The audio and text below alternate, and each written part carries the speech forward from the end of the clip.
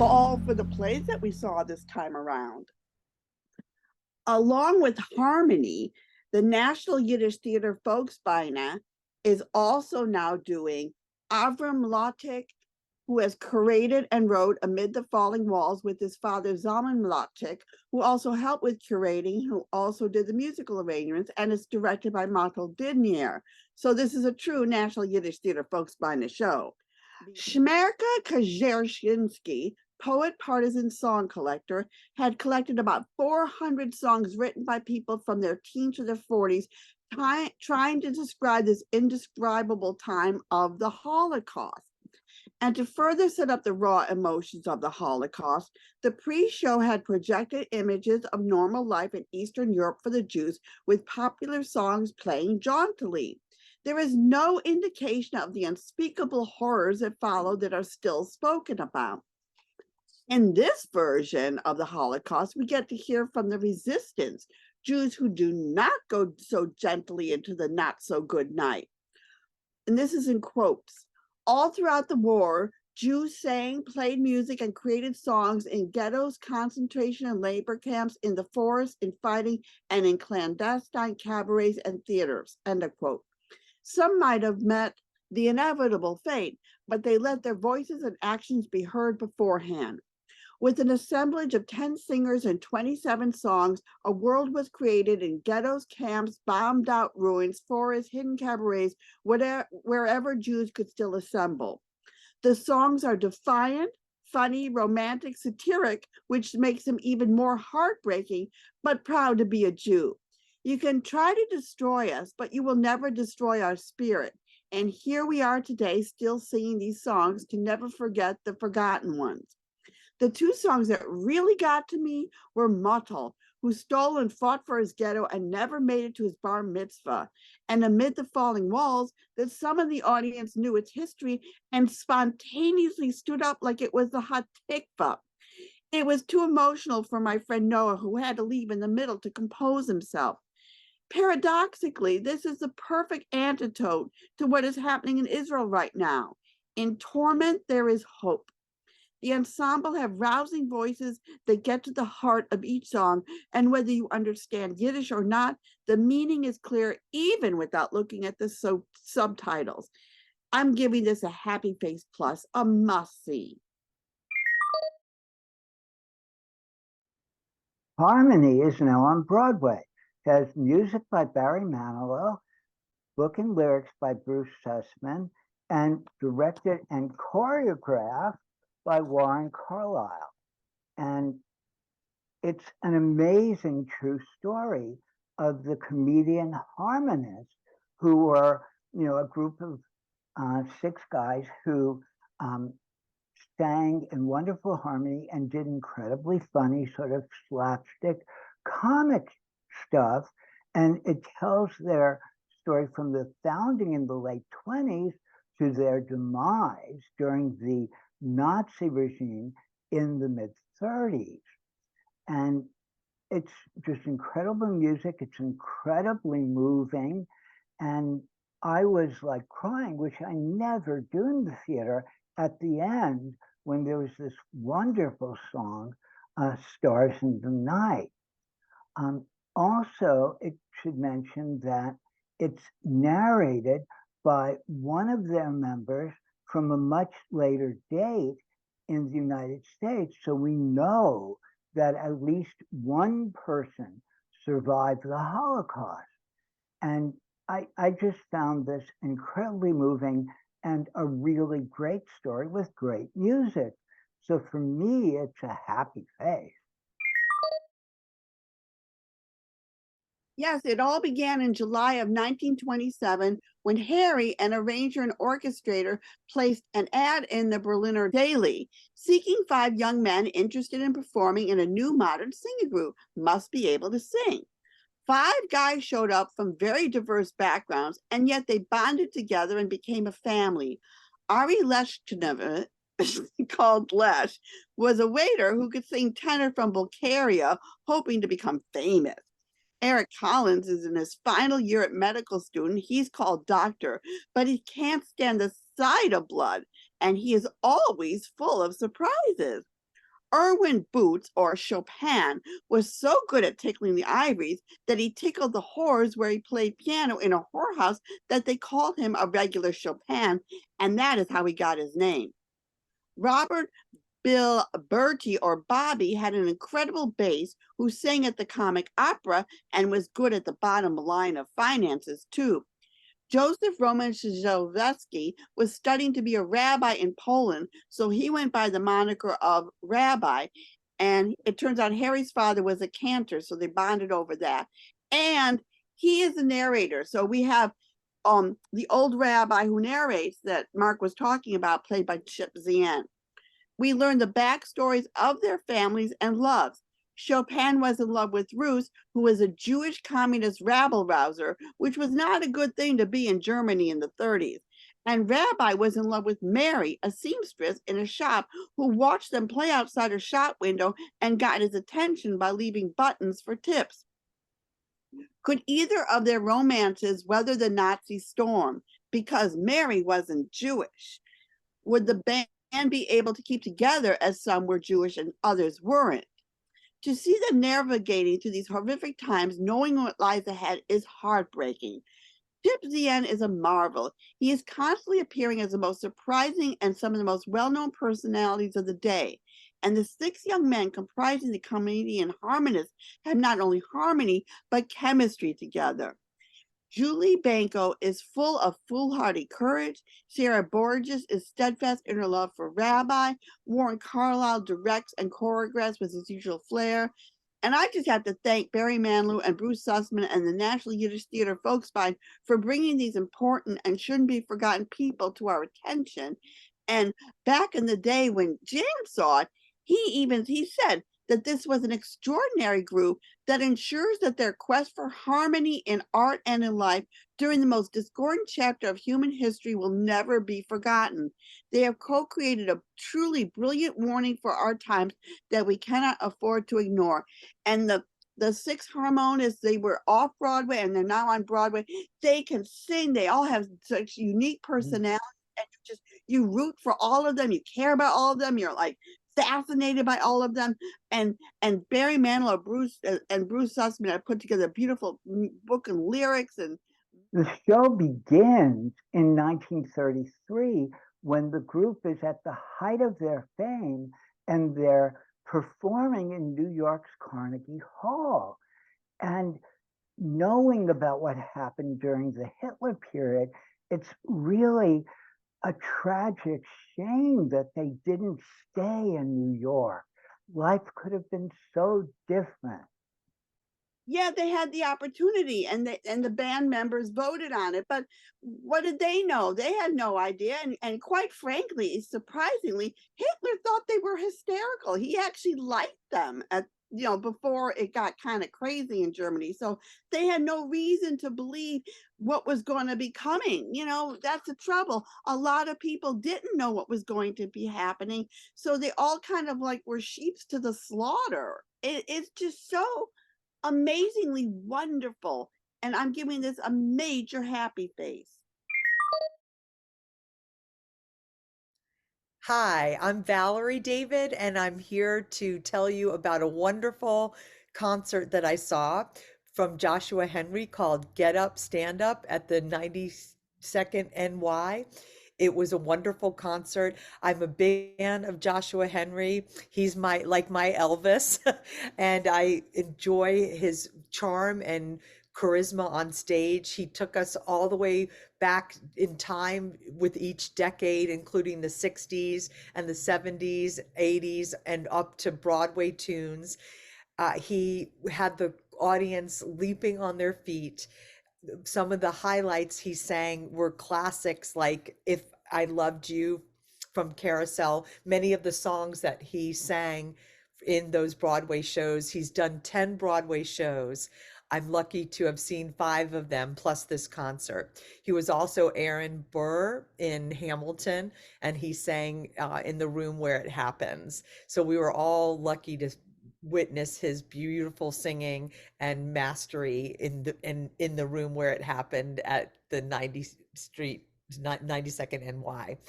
And it's something about Joshua Henry that separates him from other people is the relationship that he has to the audience.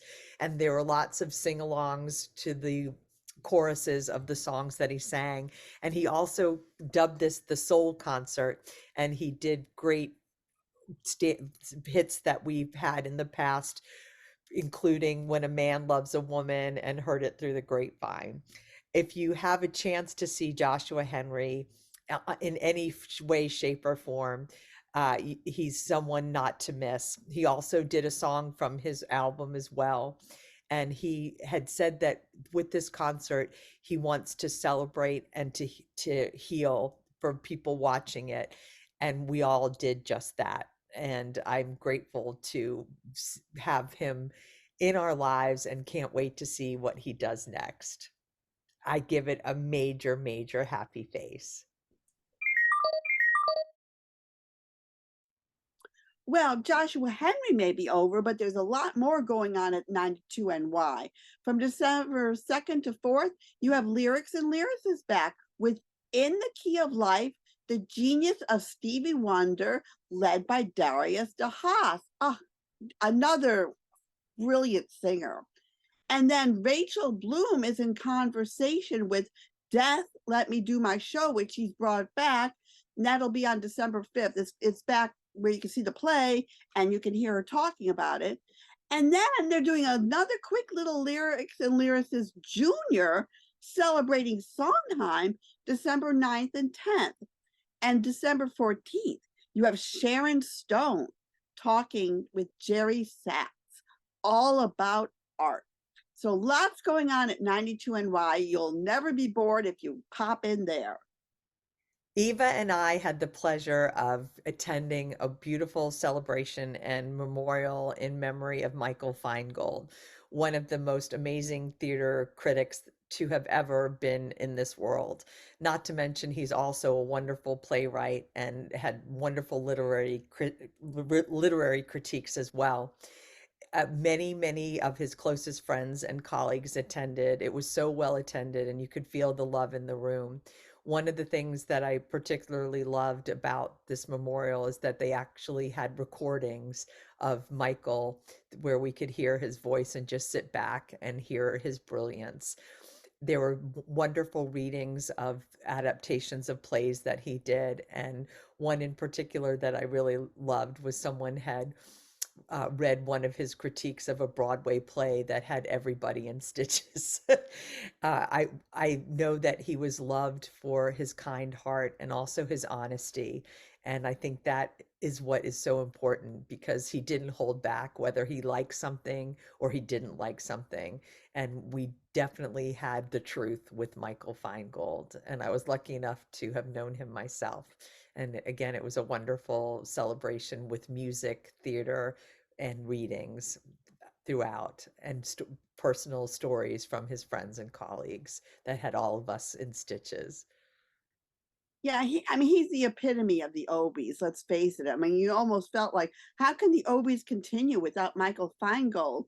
And of course, Gail Parento was vital to the Obies and vital to Michael Feingold, who, thank God she let me know about this happening so I could attend. And it was really old home week, seeing all these people that, I've seen at the Obies and hung out with at the Obies, and it was just really moving and wonderful and just so good. And Daniel Pardo was the MC, and you had Be Not Afraid from the Bawds Opera, and you had his collaboration with Vincent Fitzgerald, and an essay, The Way We Live Now, and also Alexandra Dumas Pere's Tower of Evil, which Bobby Carnevale and Mary McCann did. And the thing that cracked us up was the Miss Saigon review. Oh my gosh. And Kathleen Shelfat did the Steel Egg. And Linda Weiner was there, who did the scathing essay 28 years later, I Still Don't Miss Saigon. So it was like a little sequel there. And the singing was great. David Greenspan did this wonderful kind of rap.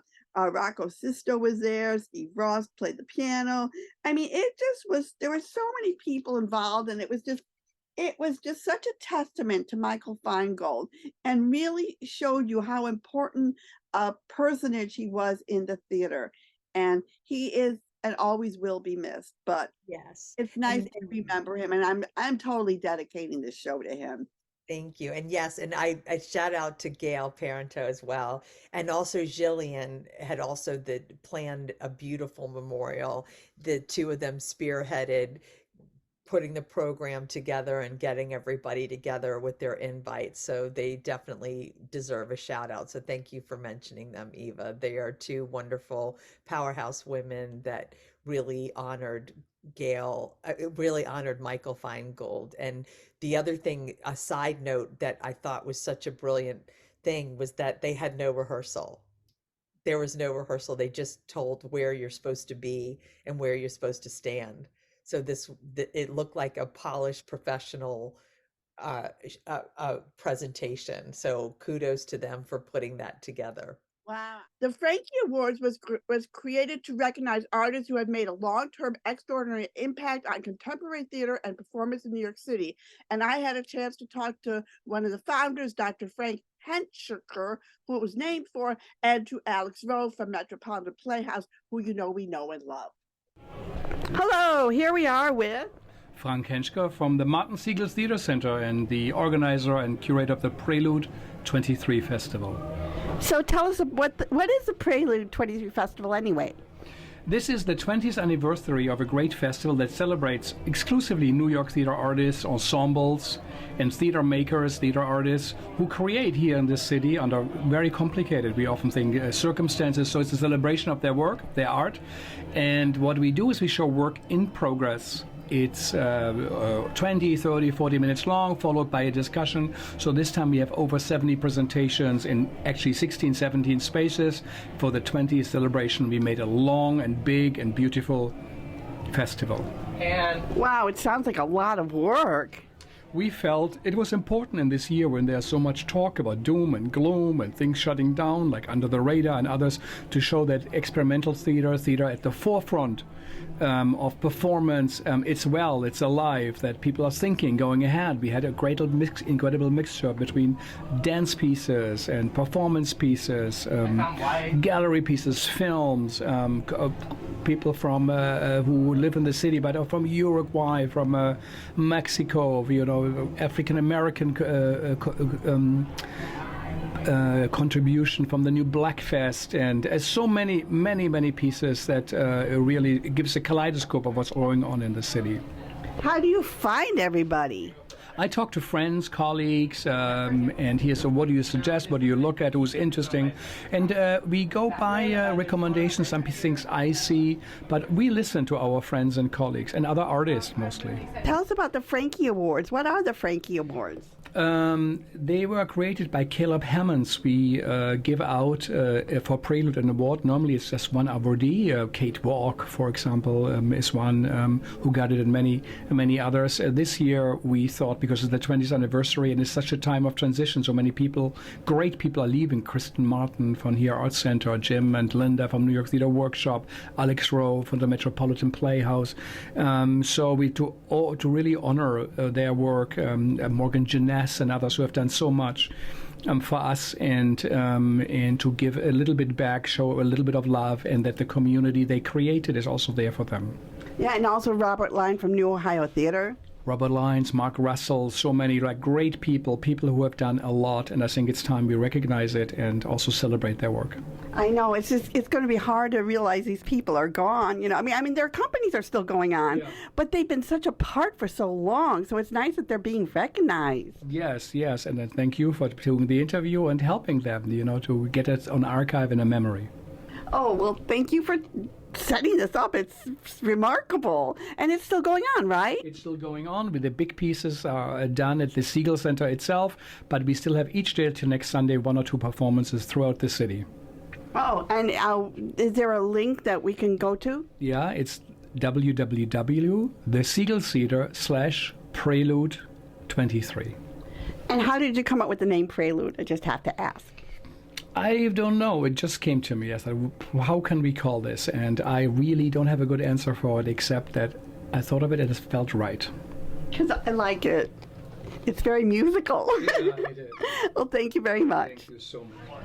Hello, here we are with Alex Rowe, the executive director, I guess, of Parsifal's Productions, who until recently ran Metropolitan Playhouse of New York.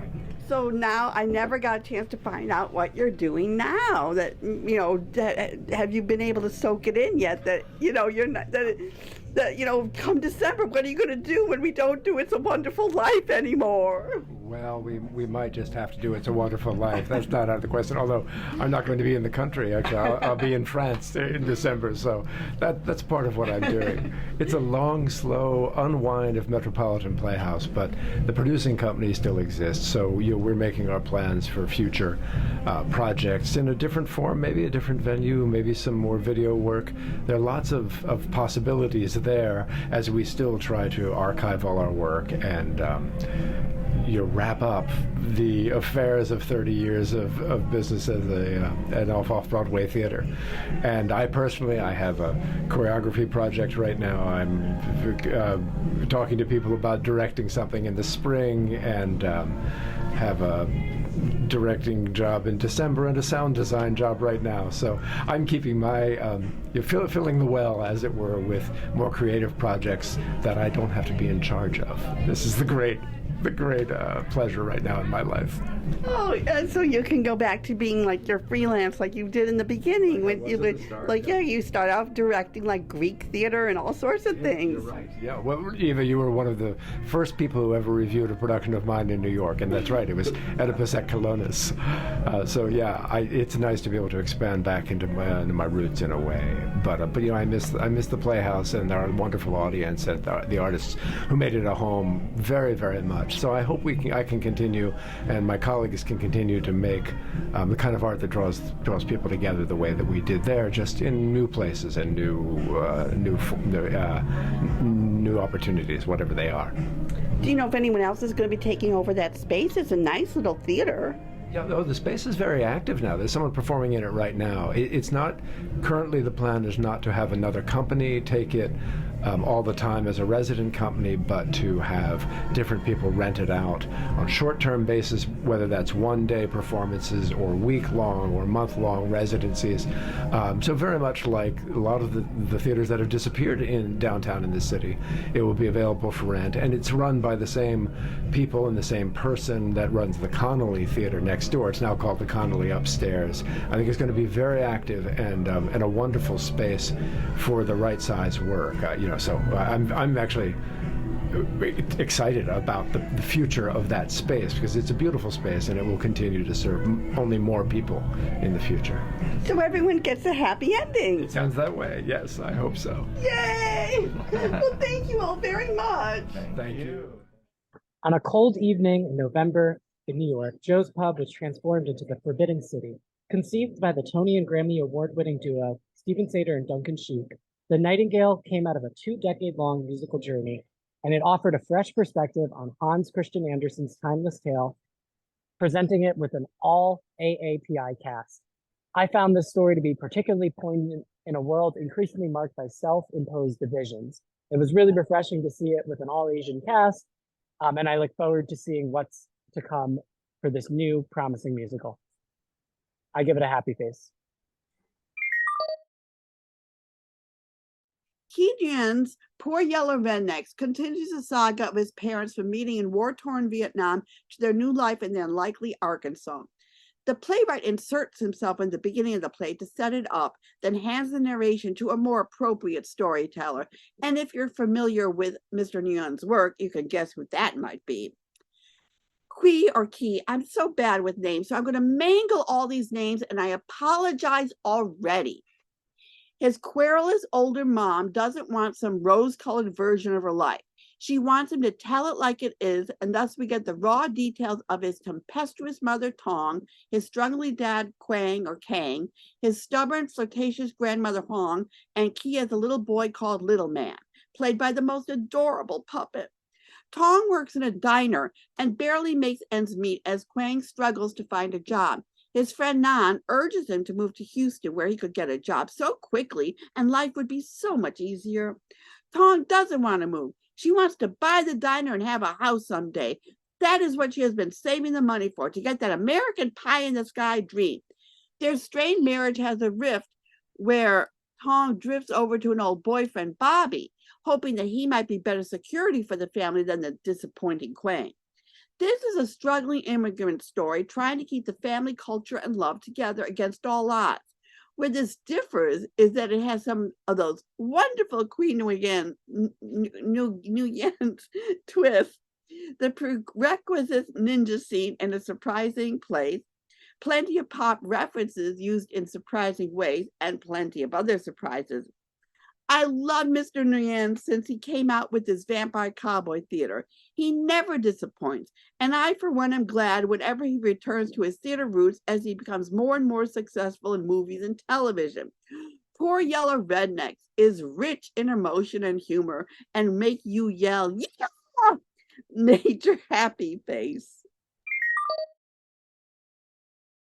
Also happening at Joe's Pub now is Jane Lynch and Kate Flannery, A Swinging Little Christmas, December 2nd and 3rd.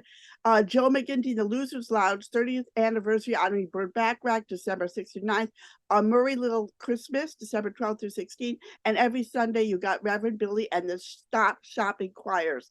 And there's this cool dinner thing going on called Truffle's Mystery Immersive. You get to be a character, you get to eat. It's December 9th. Hotsy Totsy Burlesque is back with their tribute to Star Wars, December 14th. New Victory is doing Night Lights, December 10th for little kiddies.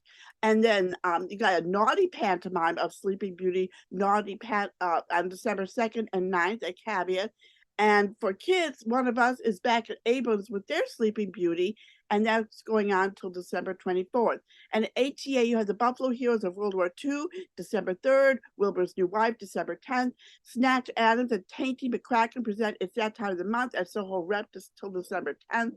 In Rep at Playwrights Horizon, Our Amusement and School Pictures, December 3rd, Stereophonic on the main stage till December 17th, A Star Without a Name till December 3rd, Waterwell, A Good Day to Me, Not to You, Connolly Theater to December 16th, Sabbath Theater is going on to December 17th, Winter Rhythms is going on December 6th through 17th, and Guy can get it for your wholesale till December 17th. So much going on. Check Facebook. Lots. The next show is December 16th.